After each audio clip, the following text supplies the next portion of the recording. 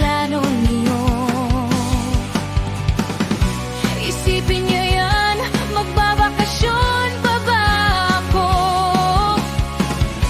Pababakasyonin ko ba yung anak ko? Yan ang isipin niyo. Kaya huwag na kayong magsayang ng oras. Kung anong kaya niyong gawin, gawin niyo na.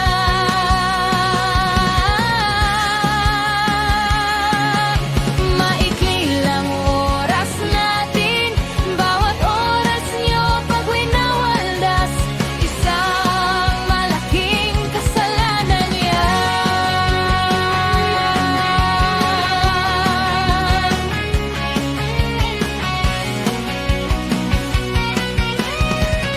Gagana namin 674 mga talk sharing.